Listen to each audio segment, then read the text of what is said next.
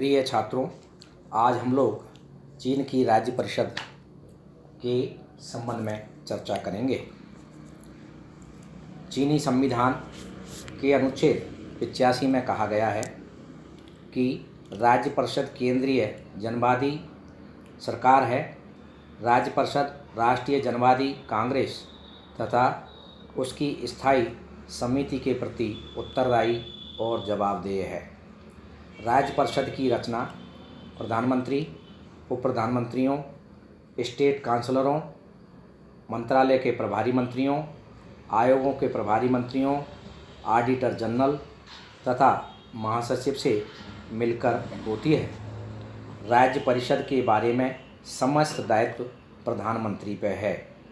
चीन का नया संविधान कार्यपालिका और प्रशासन संबंधी अधिकार राज्य परिषद को सौंपता है। चौथी राष्ट्रीय जनवादी कांग्रेस जनवरी 1975 ने साम्यवादी पार्टी की केंद्रीय समिति के सुझाव पर जिस राज्य परिषद का गठन किया उसमें प्रधानमंत्री, 12 उप प्रधानमंत्री और कुल 19 मंत्रालय थे। कुछ उप प्रधानमंत्री भी मंत्रालय के प्रभारी थे, जबकि अन्य को कोई विशेष मंत्रालय नहीं वरन सामान्य जिम्मेदारी दी गई थी। राज्य परिषद का कार्यकाल राष्ट्रीय जनवादी कांग्रेस की भांति 5 वर्ष का होता है।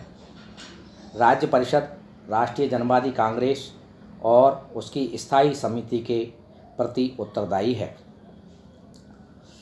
जहाँ तक कार्यकाल का सवाल है, 5 वर्ष है ही, लेकिन कांग्रेस द्वारा नई राज्य परिषद का निर्माण न हो जाए तब तक वह 5 वर्ष से अधिक भी कार्य कर सकती है।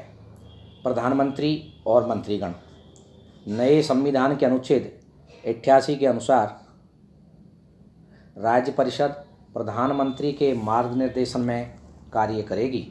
उप प्रधानमंत्री तथा स्टेट काउंसलर उसके कार्यों में सहायता करेंगे। राज्य परिषद के कार्यकारी बैठकों में प्रधानमंत्री, उप प्रधानमंत्री, स्टेट काउंसलर तथा महासचिव सम्मिलित होंगे। राज्य परिषद की कार्यकारिणी की बैठकों का आयोजन तथा अध्यक्षता प्रधानमंत्री करेंगे। मंत्रालयों के प्रभारी मंत्री तथा आयोगों के अध्यक्ष अपने अपने विभाग के कार्यों के प्रति उत्तरदायी होंगे। वे अपने अपने विभागों की बैठकों का आयोजन करेंगे और विभागीय प्रश्नों पर निर्णय लेंगे। राज्य परिषद की शक्तियां और कार्य नए संविधान के अनुच्छेद 89 के अनुसार राज्य परिषद को निम्नलिखित कार्य और शक्तियां सौंपी गई हैं। नंबर 1, राज्य परिषद विभिन्न विभागों के प्रशासनिक कार्यों को निर्धारित करता है, उसके निर्णयों और आदेशों की घोषणा करता है और उनके कार्यपालन की देखरेख करता है। नंबर 2, कानून संबंधी विधेयकों को राष्ट्रीय कांग्रेस या उसकी स्थायी समिति के सम्मुख प्रस्तुत करता है। नंबर 3, विभिन्न विभागों के कार्यों में समन्वय स्थापित करता है। नंबर 4, मंत्रियों अथवा समितियों के अध्यक्षों द्वारा जारी किए गए अनुपयुक्त निर्णयों और आदेशों में संशोधन करता है या उन्हें रद्द कर देता है।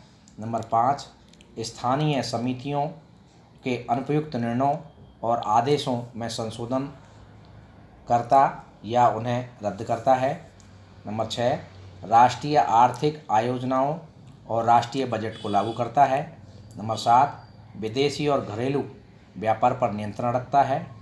नंबर 8, सांस्कृतिक, शिक्षा संबंधी और सार्वजनिक स्वास्थ्य के कार्यों का संचालन करता है। नंबर 9, राष्ट्रीयता से संबंधित कार्यों का संचालन करता है। 10, विदेशों में रहने वाले चीनियों से संबंधित कार्यों का संचालन करता है। नंबर 11, राज्य के हित की रक्षा करता है, सार्वजनिक व्यवस्था कायम रखना और नागरिक अधिकारों की रक्षा करता है। नंबर 12, वैदेशिक संबंधों का संचालन करता है। नंबर 13, सशस्त्र सेनाओं का निर्माण तथा संचालन करता है। 14, स्वशासित जिलों, तहसीलों और नगरपालिकाओं के पद और सीमाओं को स्वीकार करता है। नंबर 15, कानून द्वारा निर्धारित प्रक्रिया के अनुसार प्रबंधक अधिकारियों की नियुक्ति और पदच्युत करता है। नंबर 16, राष्ट्रीय कांग्रेस या उसकी स्थायी समिति द्वारा सौंपे गए अन्य कार्यकर्ता और अन्य अधिकारों का उपयोग करता है।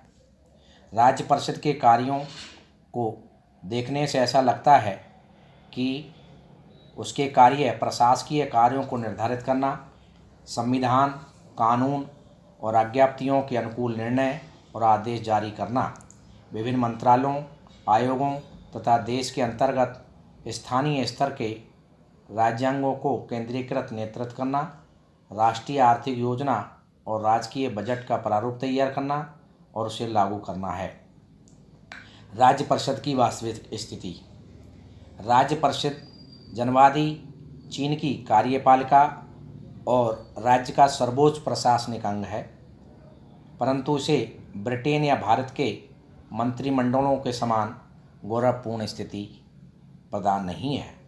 ब्रिटेन में जब तक मंत्रिमंडल का लोक सदन के बहुमत का समर्थन प्राप्त रहता है, तब तक वह प्रशासन के संचालन और कानून निर्माण दोनों ही क्षेत्रों में महत्वपूर्ण शक्तियों का प्रयोग करता है।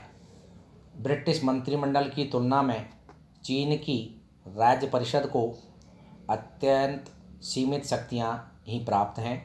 राज्य परिषद की कमज़ोर स्थिति का प्रमुख कारण यह है कि राज्य परिषद पर साम्यवादी दल का पूर्ण नियंत्रण है और राज्य परिषद साम्यवादी दल द्वारा निर्धारित नीतियों के अनुसार ही शासन का संचालन करती है।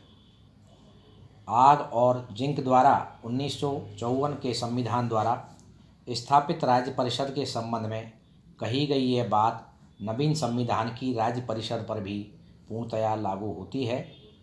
सामान्यतया परिषद साम्यवादी दल के पॉलिट ब्यूरो द्वारा पहले से लिए गए निर्णयों की पुष्टि ही करती है। निश्चित रूप से यह केवल औपचारिक अर्थ में ही सर्वोच्च कार्यपालिका सत्ता है। पॉलिट ब्यूरो के कारण उसके द्वारा वस्तुतः इस रूप में कोई कार्य नहीं किया जाता है। नए संविधान के अनुच्छेद 92 के अनुसार राज्य परिषद राष्ट्रीय जनवादी कांग्रेस के प्रति, और जब जनवादी कांग्रेस का अधिवेशन न हो रहा हो तब उसकी स्थायी समिति के प्रति उत्तरदायी है और उसके समक्ष अपने कार्यों के संबंध में रिपोर्ट प्रस्तुत करती है। इस प्रकार राज्य परिषद का समस्त कार्यकरण राष्ट्रीय कांग्रेस के अनुसमर्थन का विषय है और राष्ट्रीय कांग्रेस उन्हें आवश्यकता अनुसार पदच्युत भी कर सकती है। संविधान के अनुसार राष्ट्रीय जन कांग्रेस के सदस्य मंत्रियों तथा अन्य आयोगों के अध्यक्षों से प्रश्न पूछ सकते हैं और उनके द्वारा प्रश्नों का उत्तर दिया जाना आवश्यक है।